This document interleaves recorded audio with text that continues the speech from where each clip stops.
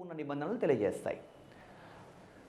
ఇక్కడ 11వ భాగం తర్వాత నెక్స్ట్ 12వ భాగం కేంద్ర రాష్ట్ర ఆర్థిక సంబంధాలు. ఆర్థిక సంబంధాల్లో 264 నుంచి 300 వరకు ఉన్న అంశాలు ఉన్నాయి. అదేవిధంగా 12వ భాగానికి అనుబంధంగానే మరి దాంట్లో 300కు అనుబంధంగా 300A అనే అంశం కూడా 12వ భాగంలోనే పొందుపరచడం జరిగింది. అది ఆస్తి హక్కుకు సంబంధించిన విషయం. ఆస్తి హక్కు అంటే కేంద్ర రాష్ట్ర ఆర్థిక సంబంధాలు మరియు ఆస్తి హక్కు ఒప్పందం అన్న అంశం 12వ భాగంలో ఆర్టికల్ 264 నుంచి 300A వరకు ఉన్న నిబంధనల్లో తెలియజేయడం జరిగింది. 11, 12 తర్వాత నెక్స్ట్ భాగం ఏంటి అంటే 18వ భాగానికి వెళ్ళొచ్చు. 18వ భాగంలో అత్యవసర అంశాలు అనే అంశాలు ఉన్నాయి. ఈ అత్యవసర అంశాల్లో ఆర్టికల్ 352 నుంచి 360 వరకు ఉన్న నిబంధనలన్నీ కూడా అత్యవసర అంశాలు. ఆ తర్వాత 20వ భాగం రాజ్యాంగ సవరణ. ఈ రాజ్యాంగ సవరణ గురించి ఆర్టికల్ 368లో తెలియజేయడం జరిగింది. ఇవి అత్యంత కీలకమని గుర్తుంచుకోవాలి. ఇవి భారత రాజ్యాంగంలో సుదీర్ఘ లిఖిత రాజ్యాంగం అనే దానికి సంబంధించి భిన్నమైనటువంటి భాగాలు, ఆ భాగాల్లో చెప్పబడ్డ అంశాలు, వాటికి సంబంధించిన ఆర్టికల్స్. నెక్స్ట్ ఈ సుదీర్ఘ లిఖిత రాజ్యాంగం తర్వాత భారత రాజ్యాంగ లక్షణాల్లో మొత్తం ఏ భాగంలో ఎన్ని నిబంధనలు ఉన్నాయి, ఏ విషయాలు ఉన్నాయి అనే విషయం తెలుసుకున్న తర్వాత సుదీర్ఘ లిఖిత రాజ్యాంగంలో భాగంగా భాగాలు, దాంట్లో ఆ భాగంలో వివరించబడ్డ అంశము, ఆర్టికల్స్ తెలుసుకున్న తర్వాత నెక్స్ట్ తెలుసుకోవాల్సిన విషయం ఏంటంటే భారత రాజ్యాంగంలో ఉన్నటువంటి భిన్నమైన షెడ్యూల్స్. 1950లో భారత రాజ్యాంగం అమల్లోకి వచ్చినప్పుడు భారత రాజ్యాంగంలో ఉన్న షెడ్యూల్స్ మొదట 8 షెడ్యూల్స్ ఉండేవండి. తర్వాత భిన్నమైన సందర్భాల్లో అనేకమైన షెడ్యూల్స్ చేర్చుకుంటూ రావడం జరిగింది. అవి మొత్తం కలిపితే ఎన్ని అయినాయంటే 12. అంటే ప్రస్తుతం భారత రాజ్యాంగంలో ఎన్ని షెడ్యూల్స్ ఉన్నాయంటే 12 షెడ్యూల్స్ ఉన్నాయి. 1950లో భారత రాజ్యాంగం అమల్లోకి వచ్చినప్పుడు ఉన్న షెడ్యూల్స్ 8, ప్రస్తుతం భారత రాజ్యాంగంలో ఉన్న షెడ్యూల్స్ 12. ఈ షెడ్యూల్స్లో ఒక్కొక్క షెడ్యూలు ఒక్కొక్క విషయం గురించి తెలియజేస్తోంది. దాంట్లో 1వ షెడ్యూల్ ఏం చెప్తుంది అంటే భారత భూభాగం. గమనించండి, 1వ భాగంలో కూడా భారత భూభాగం అనే అంశమే ఉంది. 1వ షెడ్యూల్ కూడా భారత భూభాగమే. సో 1వ షెడ్యూల్లో ఉన్న విషయమే మళ్ళీ 1వ భాగంలో కూడా ఉంటుందని తెలుసుకోవాలి. 1వ షెడ్యూల్ భారత భూభాగం అంటే ఏమేమి విషయాలు ఉన్నాయి ఇక్కడ 1వ షెడ్యూల్లో అంటే భారత భూభాగం, రాష్ట్రాలు, కేంద్రపాలిత ప్రాంతాలు, వాటి పేర్లు, వాటి విస్తరణ, ఇవన్నీ 1వ షెడ్యూల్.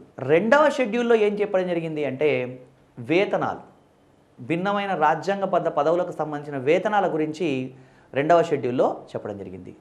2వ షెడ్యూల్లో ఎవరెవరి వేతనాల గురించి తెలియజేయడం జరిగింది అంటే 2వ షెడ్యూల్లో Lok Sabha speaker, Lok Sabha deputy speaker, Rajya Sabha చైర్మన్ను, అదేవిధంగా రాజ్యసభ డిప్యూటీ చైర్మను, సుప్రీంకోర్టు మరియు హైకోర్టు న్యాయమూర్తులు, వీళ్ళందరి వేతనాల గురించి మనకి 2వ షెడ్యూల్లో తెలియజేయడం జరిగింది. అదేవిధంగా కాగ్, కంట్రోల్ ఆడిటర్ జనరల్, వీళ్ళందరి వేతనాల గురించి తెలియజేసే షెడ్యూలు 2వ షెడ్యూల్.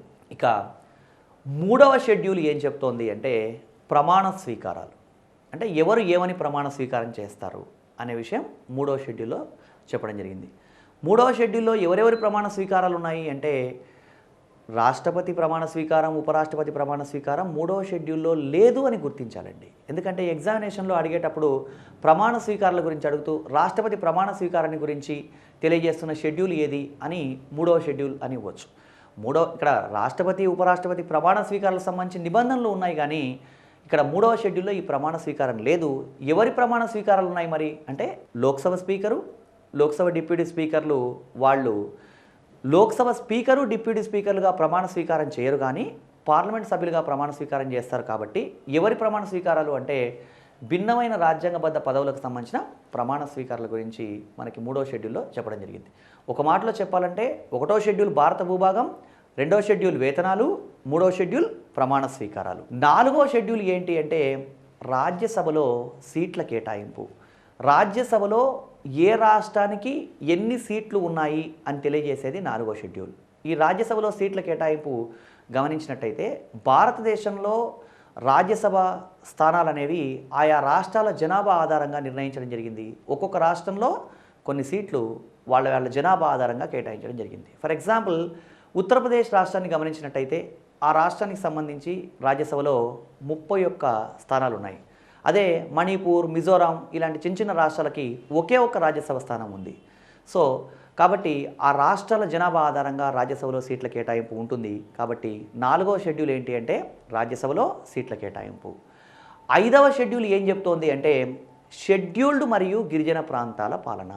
షెడ్యూల్డ్ ప్రాంతాలు మరియు గిరిజన ప్రాంతాల పాలన గురించి చెప్పేది 5వ షెడ్యూల్. జాగ్రత్తగా గమనించాల్సిన విషయం అండి, 5వ షెడ్యూలు మరియు 6వ షెడ్యూలు రెండు కూడా షెడ్యూల్డ్ మరియు గిరిజన ప్రాంతాల పాలన గురించే చెప్తాయి. కాకపోతే 6వ షెడ్యూల్లో ప్రత్యేకంగా కొన్ని రాష్ట్రాల గురించి చెప్పడం జరిగింది. ఆ రాష్ట్రాలు ఏవి అంటే ఆ రాష్ట్రాల షెడ్యూల్డ్ మరియు గిరిజన ప్రాంతాల పాలన గురించి చెప్పడం జరిగింది. అవేంటి అంటే అస్సాం, మేఘాలయ, త్రిపుర, మిజోరాం ఈ రాష్ట్రాలకు సంబంధించిన షెడ్యూల్డ్ గిరిజన ప్రాంతాల పాలన గురించి మనకి 6వ షెడ్యూల్లో చెప్పడం జరిగింది. సో నెక్స్ట్ 7వ షెడ్యూల్. 7వ షెడ్యూల్లో కేంద్ర రాష్ట్రాల మధ్య అధికార విభజన అనే అంశం తెలియజేయడం జరిగింది. ఇక్కడ 7వ షెడ్యూల్లో కేంద్ర రాష్ట్రాల మధ్య అధికార విభజన అనే అంశం ఎందుకు తెలియజేయడం జరిగింది అంటే భారతదేశంలో కేంద్ర స్థాయిలో ఒక కేంద్ర ప్రభుత్వము, భిన్నమైనటువంటి రాష్ట్రాల్లో రాష్ట్ర స్థాయిలో ఒక రాష్ట్ర ప్రభుత్వం అనే అంశం ఉంది. కాబట్టి కేంద్ర రాష్ట్రాల మధ్య అధికార విభజన అనే అంశం ఉంది. దీనికి సంబంధించి మనకి 7వ షెడ్యూల్లోనే జాబితాలు అనే అంశం ఉన్నాయండి. అవి ఒకసారి మనం గమనిద్దాం. కేంద్ర జాబితా, రాష్ట్ర జాబితా,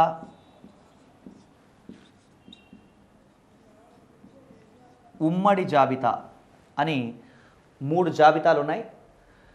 కేంద్ర జాబితా, రాష్ట్ర జాబితా, ఉమ్మడి జాబితాల్లో ఏ సందర్భంలో ఎన్ని అంశాలు ఉన్నాయనే విషయం తెలుసుకోవాలి. 1950లో భారత రాజ్యాంగం అమల్లోకి వచ్చినప్పుడు కేంద్ర జాబితాలో ఉన్న అంశాలు 97. ప్రస్తుతం అయితే కేంద్ర జాబితాలో ఉన్న అంశాలు 100. అదే రాష్ట్ర జాబితాలో ఉన్న అంశాలు మనకి 66 అంశాలు ఉండేవి, ప్రస్తుతం 61 అంశాలు. ఉమ్మడి జాబితాలో 47 అంశాలు ఉండేవి, ప్రస్తుతం వాటి సంఖ్య 52. ఏంటి అసలు ఇవి? కేంద్ర జాబితా, రాష్ట్ర జాబితా, ఉమ్మడి జాబితా అంటే కేంద్ర ప్రభుత్వం ఏ విషయం మీద చట్టాలు చేయాలి అనే విషయం తెలియజేసేదే కేంద్ర జాబితా. అంటే ఈ 100 అంశాలు ఏవైతే ఉన్నాయో ఈ 100 అంశాల్లో ఉన్నటువంటి విషయాల మీద కేంద్ర ప్రభుత్వం చట్టం చేయొచ్చు. కొన్ని పుస్తకాల్లో కేంద్ర జాబితాలో ఉన్న అంశాలు 99 అని ఉంటుంది. సేవా పన్ను అనే అంశాన్ని 100వ అంశంగా చేర్చిన తర్వాత కేంద్ర జాబితాలో ప్రస్తుతం ఉన్న అంశాలు 100. నెక్స్ట్ రాష్ట్ర జాబితాలో ఉన్న 61 అంశాలు ఏంటి అంటే ఈ 61 అంశాల మీద రాష్ట్ర ప్రభుత్వం చట్టాలు చేయవచ్చు. అదేవిధంగా ఉమ్మడి జాబితా అంటే ఏంటి అంటే కేంద్ర ప్రభుత్వము మరియు రాష్ట్ర ప్రభుత్వము రెండు కూడా ఈ ఉమ్మడి జాబితాలో ఉన్న అంశాల మీద చట్టాలు చేయొచ్చు. ఇది 7వ షెడ్యూల్కి సంబంధించింది. సో ఈ 7 షెడ్యూల్కి సంబంధించిన విషయాలన్నీ మనం తెలుసుకున్నాం. నెక్స్ట్ 8వ షెడ్యూలు రాజ్యాంగం గుర్తించబడ్డ భాషలకు సంబంధించింది. 8వ షెడ్యూల్కి సంబంధించి గ్రూప్ 2 మాత్రమే కాదండి, ఏ ఇతర ఎగ్జామ్లోనైనా ఒక ప్రశ్న అడగడానికి అవకాశం ఉంది. 8వ షెడ్యూల్లో 1950లో భారత రాజ్యాంగం అమల్లోకి వచ్చినప్పుడు గుర్తించబడ్డ భాషలు ఎన్ని అని అడుగుతున్నాడు. 1950లో భారత రాజ్యాంగం అమల్లోకి వచ్చినప్పుడు గుర్తించబడ్డ భాషలు మొదట 14 భాషలండి. ప్రస్తుతం 8వ షెడ్యూల్లో గుర్తించబడ్డ భాషల సంఖ్య 22. సో దీంట్లో అనేక రకాల ప్రశ్నలు అడుగుతున్నాడండి. భాషలకు సంబంధించి భారతదేశానికి సంబంధించినటువంటి భాషల విషయంలో అభ్యర్థి కొంత క్లారిటీతో ఉండాల్సిన అవసరం ఉంది. భారతదేశంలో అనేక రకాల భాషలు మాట్లాడుతున్నప్పటికీ దీని మీద ప్రశ్న అడుగుతున్నటువంటి అంశాన్ని జాగ్రత్తగా గమనించాలి. ఏమని అడుగుతున్నాడంటే 8వ షెడ్యూల్లో గుర్తించబడ్డ భాష ఏది, 8వ షెడ్యూల్లో లేని భాష ఏది అని అడుగుతున్నాడు.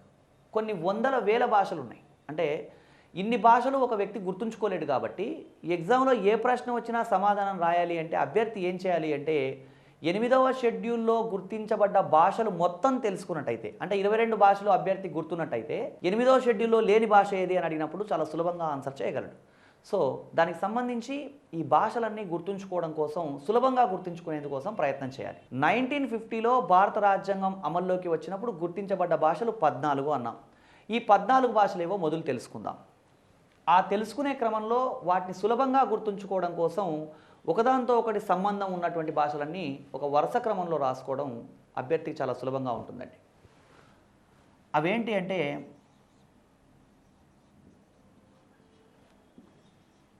తెలుగు, తమిళం, కన్నడం, మలయాళం. తెలుగు, తమిళం, కన్నడం, మలయాళం ఈ 4 భాషల్ని ఒక భాగంగా గుర్తుంచుకోవాలి. అంటే వీటిని దక్షిణాది భాషలు అనొచ్చు, లేదా ద్రావిడ భాషలు అనొచ్చు, ఎలాగైనా సరే ఈ 4 భాషల్ని ఒక భాగంగా గుర్తుంచుకోవాలి. తర్వాత మనకి హిందీ, ఉర్దూ,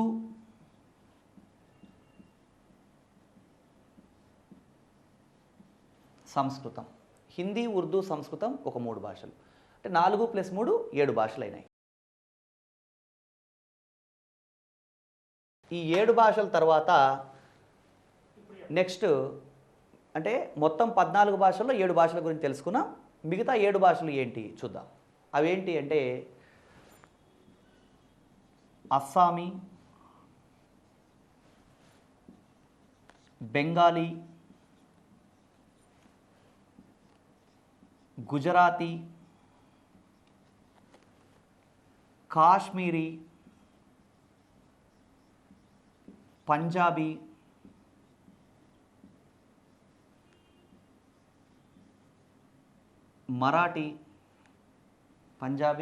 మరాఠీ, ఒరియా. ఇవి మిగతా 7 భాషలు. అస్సామీ, బెంగాలీ, గుజరాతీ, కాశ్మీరీ, పంజాబీ, మరాఠీ, ఒరియా. ఒకసారి గమనించండి. తెలుగు, తమిళం, కన్నడం, మలయాళం 4 భాషలు. హిందీ, ఉర్దూ, సంస్కృతం 3. 4 + 3 7. నెక్స్ట్ 7 లాంగ్వేజెస్ ఏంటి అంటే అస్సామీ, బెంగాలీ, గుజరాతీ, కాశ్మీరీ, పంజాబీ, మరాఠీ, ఒరియా. మొత్తం 14 భాషలు. ఇవి 1950లో గుర్తించబడ్డ భాషలు. అయితే ఇన్ని భాషలు గుర్తుంచుకోవడం ఒక్కొక్కసారి అభ్యర్థికి కష్టం అవ్వచ్చు. దానికి సంబంధించి సింపుల్గా గుర్తుంచుకోవడానికి సంబంధించి కూడా మనం ఒక చిన్న ప్రయత్నం చేద్దాం. ఈ భాషలకు సంబంధించి గుర్తుంచుకోవడానికి సంబంధించి ఒక స్టోరీ లాంటిది చెప్తారండి. గతంలో భారతదేశానికి ప్రధానమంత్రిగా ఉన్నటువంటి అటల్ బిహారీ వాజ్పేయి అనే వ్యక్తి జనరల్ నాలెడ్జ్ బాగా కలిగి ఉన్న వ్యక్తి కాబట్టి అతను ప్రధానమంత్రి కార్యాలయానికి సంబంధించిన వ్యవహారాలని సొంతంగా పర్యవేక్షించుకునేవాడు అనేది ఒక వాస్తవం. దీనికి ఈ స్టోరీని దీనికి లింక్ చేసి గుర్తుంచుకునేటువంటి విధానం చెప్తారు. ఎట్లా అంటే A for Assamese, B for Bengali, G for Gujarati, K for Kashmiri. K for Kashmiri అండి. ఇక్కడ కన్నడ, కొంకణి కాదు అని గుర్తుంచుకోవాలి. K for Kashmiri, P for Punjabi, M for Marathi, O for Oriya.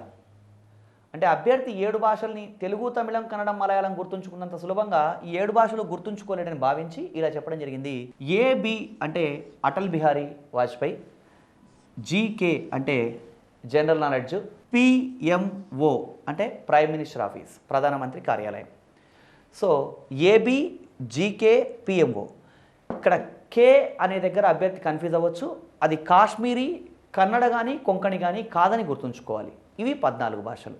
8వ షెడ్యూల్లో గుర్తించబడ్డ అంటే 1950లో గుర్తించబడ్డ 14 భాషలు. ఈ భాషల తర్వాత ప్రస్తుతం ఎన్ని భాషలు ఉన్నాయి అంటే 22 భాషలు అనుకున్నాం. ఈ 22 భాషల్లో 14 భాషలు పోగా మిగతా 8 భాషలు కూడా అభ్యర్థి తెలుసుకోవాలి. అవేంటో ఒకసారి పరిశీలిద్దాం.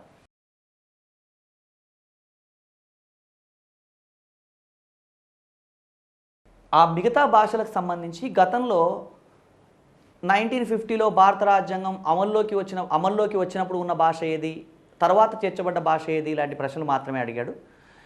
ఈ మధ్యకాలంలో ప్రశ్నల సరళి మారుతోంది కాబట్టి అభ్యర్థి చాలా కీలకమైన సమాచారం కూడా గుర్తుంచుకోవాలి. అంటే ఏ భాషను ఏ రాజ్యాంగ సవరణ ద్వారా రాజ్యాంగంలో పొందుపరిచారు, ఏ సంవత్సరంలో పొందుపరిచారు, ఇలాంటి ప్రశ్నలు కూడా అడుగుతున్నాడు. సో కాబట్టి ఈ మిగతా భాషలకు సంబంధించి మొత్తం సమాచారాన్ని ఒక టేబుల్ ఫార్మేట్లో అభ్యర్థి గుర్తుంచుకున్నట్టయితే చాలా సులభంగా గుర్తుంచుకోవడానికి అవకాశం ఉంది. ఒకసారి మిగతా 8 భాషలకు సంబంధించినటువంటి టేబుల్ని కూడా ఒకసారి పరిశీలిద్దాం. దానికి సంబంధించి భాష, రాజ్యాంగంలో చేర్చబడ్డ సంవత్సరం, రాజ్యాంగంలో చేర్చబడ్డ సంవత్సరం,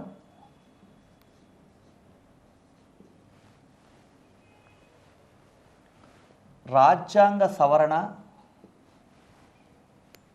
ఈ 3 అంశాల ఆధారంగా మిగతా మొత్తం భాషలు గుర్తుంచుకోవాలండి. ఏ భాషను రాజ్యాంగంలో ఏ సంవత్సరంలో చేర్చారు? రాజ్యాంగంలో అంటే ఇక్కడ స్పెసిఫిక్గా 8th షెడ్యూల్లో, 8వ షెడ్యూల్లో ఏ సంవత్సరంలో చేర్చారు, దానికి సంబంధించిన రాజ్యాంగ సవరణ ఏది, ఇవన్నీ గుర్తుంచుకోవాలి.